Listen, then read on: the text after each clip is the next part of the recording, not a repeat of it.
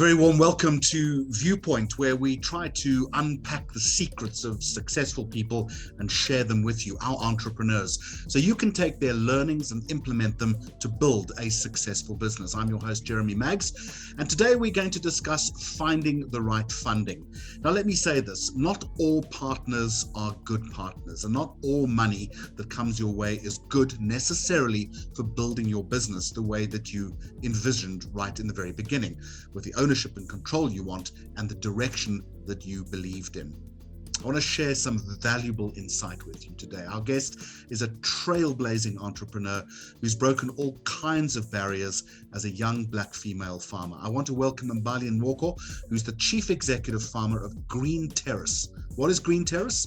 Well, it's a female-owned agribusiness growing high-value vegetable crops for leading retailers, food processors, and fresh produce markets right across the country. Mbali, a very warm welcome to Viewpoint. Let me start with this if I can.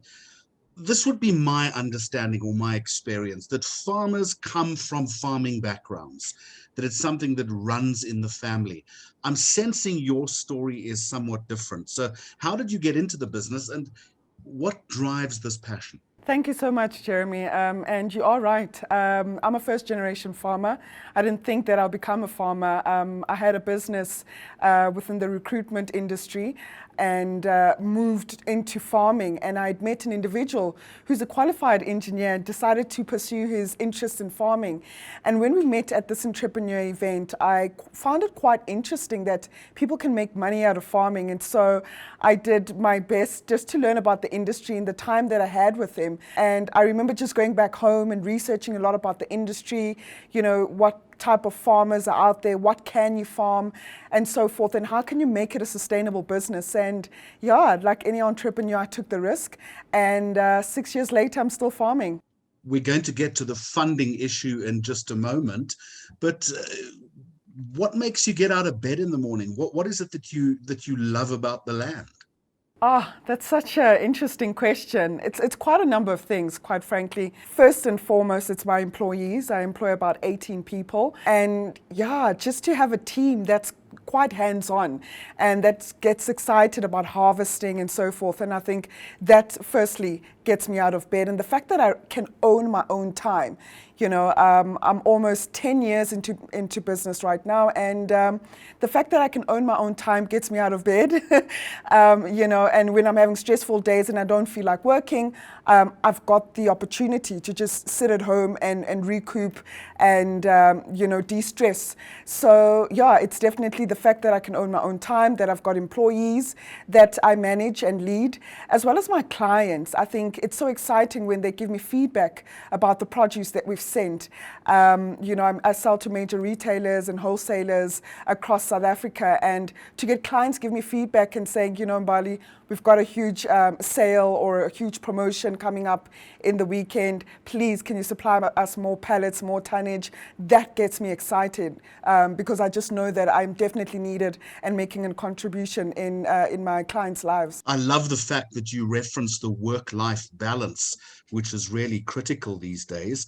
Let's talk about funding this, though, right at the very beginning. You mentioned an amount to me. How did you procure that, and what lessons did you learn from that funding experience? Yeah, so I financed my business myself when I started Green Terrace back in 2016. Like I said, I started with about 50 Rand, and every single sale that I was making within the business, I was reinvesting it back into the business. And that's just how I gradually grew, right? And then in about 2020 or the later part of 2019, I procured a new farm. I bought a piece of land, and that was self-funded as well. I did get a part loan from friends of mine, which I was able to repay within about 12 months.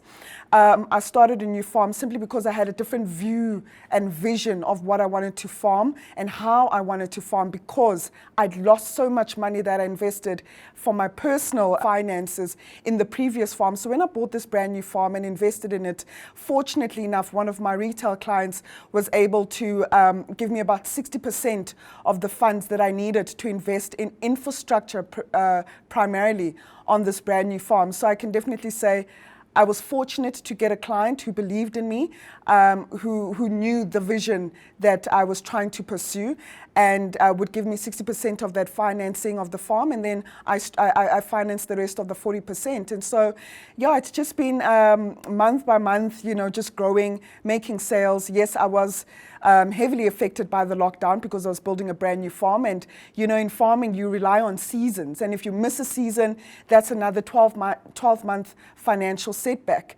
And so from a funding perspective, if a person can just invest in themselves as a start and just show that you've got skin in the game to clients and funders that you're willing to approach just to help you grow your business, I think that's quite key to start off by funding yourself in whatever venture you pursue.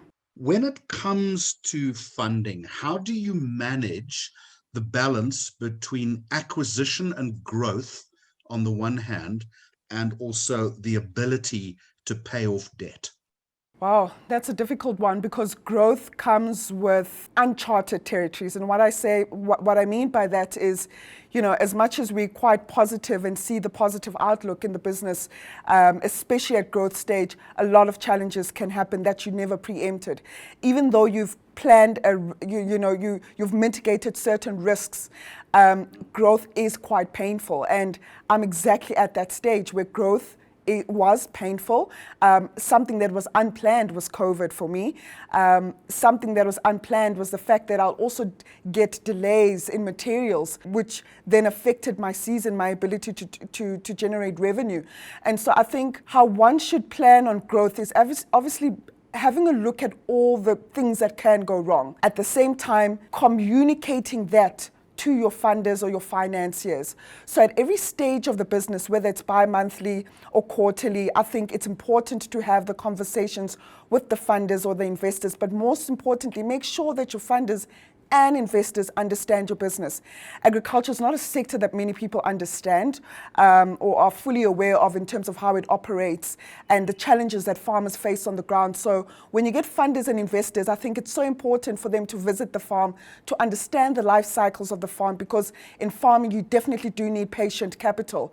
And that is how investors can walk the journey with you, so that even through the pain points of growth and when you're unable to pay or repay your loan, they understand and they can see that from an entrepreneur's mindset, you're still committed, you still have skin in the game, and you still want to make it work, and find solutions, more importantly, on the setbacks that you receive. Mbali, you've mentioned twice to me the phrase skin in the game. But at some point, as your business grows, you might very well have to cede a degree of control or even ownership.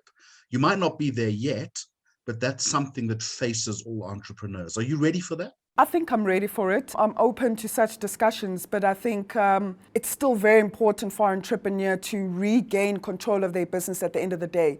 So even if you're speaking to financiers and funders who want a bit of equity in your business, I think it's important to have the buyback clause or the first right to refusal once you've met your own as an entrepreneur's objective, as well as your funders or your finances' objectives.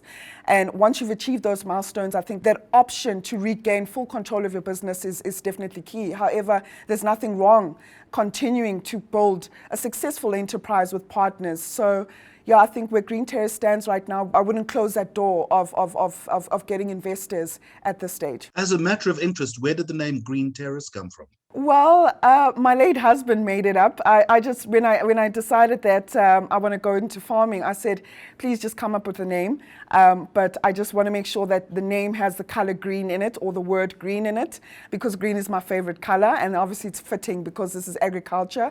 It's farming. I'm a crop farmer. So yeah, he just came up with Green Terrace, and the rest is history.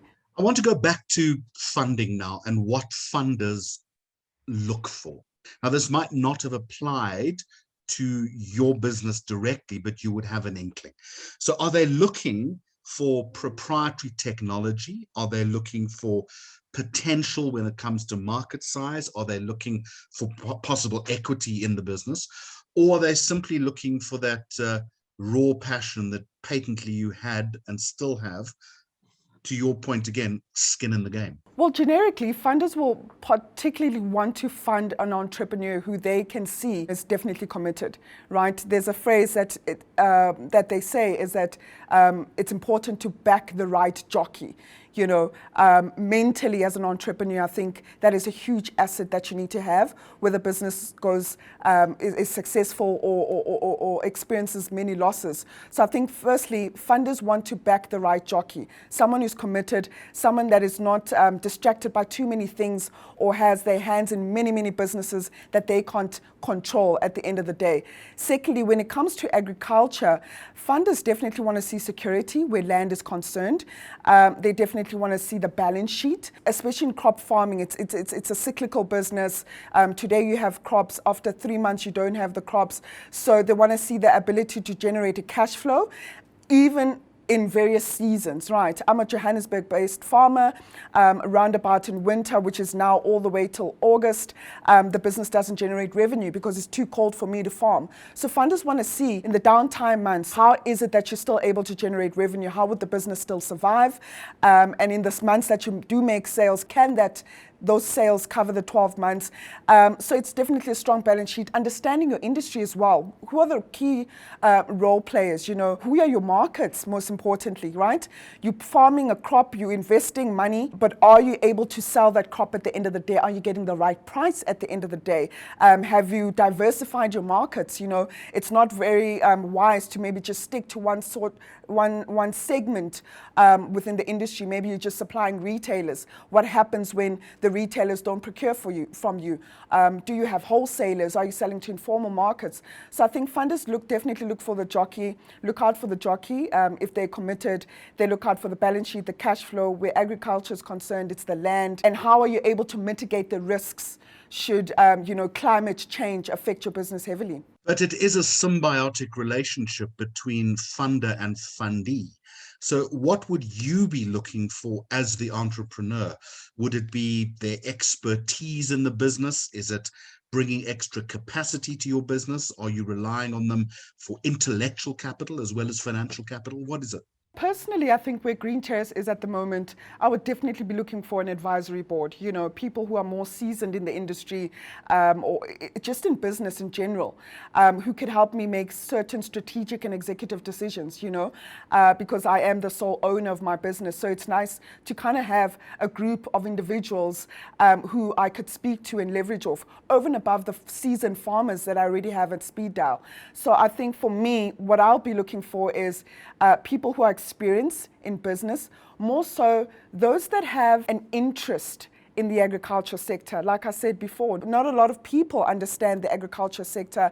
Not a lot of people understand that with agriculture, you need patient financing, you know, to see you through off the seasons where you have drought, excessive wind, hail, etc. I definitely think I'd want investors who have a clear mandate within the agriculture sector, who understand the conditions in which a farmer is exposed to at the end of the day, but more so seasoned in business, who can tap into and identify other business opportunities along the agricultural value chain, which I can definitely explore and take advantage of. Just a final question then. Within your space, within your sector, I'm hoping that we have other agricultural entrepreneurs that have been watching our conversation.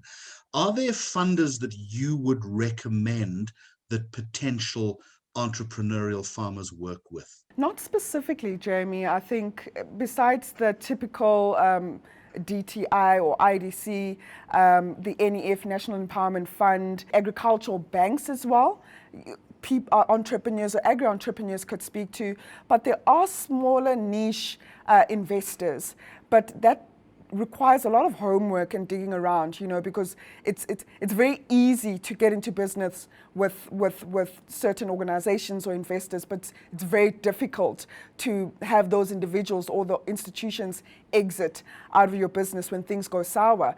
So besides the ones that I've mentioned, I can't think of any specific, but there are private or boutique firms who may say, yes, we've got a mandate to invest in agriculture. what's out there, and we're keen to explore business discussions. I feel a roasted sweet pepper on my dinner plate tonight. Mbali, thank you very much. Thank you so much, Jeremy. Take care.